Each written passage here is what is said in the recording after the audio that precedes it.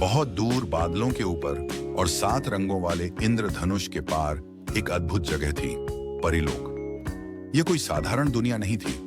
वहां की हवा में खुशबू थी, नदियों में चमकता संगीत बहता था और पेड़ों पर सोने चांदी जैसे पत्ते लहराते थे। रात में आसमान पर तारे नहीं, बल्कि उड़ते हुए नन्हे दीपक चमकते थे। परीलोक में रहने वाली परियां बेहद सुंदर और दयालु थीं। उनके पंख फूलों की पंखुड़ियों जैसे मुलायम और रंग बिरंगे थे। हर परी के पास एक जादुई शक्ति होती थी। कोई बारिश बुला सकती थी, कोई फूलों से बात कर सकती थी, तो कोई टूटे दिलों को जोड़ने का हुनर रखती थी।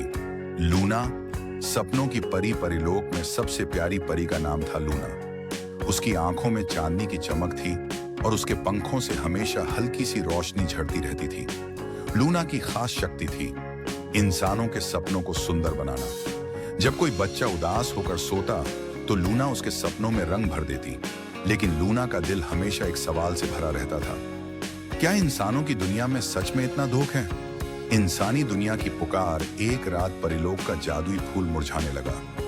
यह फूल तभी मुरझाता था जब इंसानी दुनिया में निराशा बहुत बढ़ जाती थी। परीलोक की रानी महारानी एल्विना ने कहा, हमें किसी को इंसानों की दुनिया में भेजना होगा जो वहां आशा की रोशनी फैलाए। सभी परियों की नजरें लूना पर टिक गईं। धरती की यात्रा लूना इंद्रधनुष के रास्ते धरती पर पहुंची।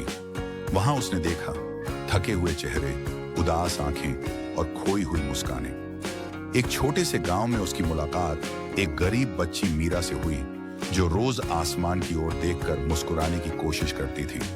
लूना ने मीरा के सपनों में खुशियां बोली। अगले दिन मीरा की आंखों में उम्मीद थी। उसकी हंसी देखकर पूरे गांव में धीरे धीरे खुशियां लौटने लगी। जादू की जीत जब लूना परीलोक लौटी तो मुरझाया फूल फिर से खिल उठा। रानी एल्विना ने कहा, सच्चा जादू पंखों में नहीं, दिल की अच्छाई में होता है। लूना मुस्कुराई। अब वह जान चुकी थी कि परीलोक और इंसानी दुनिया एक दूसरे से जुड़े हैं, उम्मीद के धागों से। कहानी की सीख, अगर दिल में अच्छाई हो तो हर दुनिया परीलोक बन सकती है।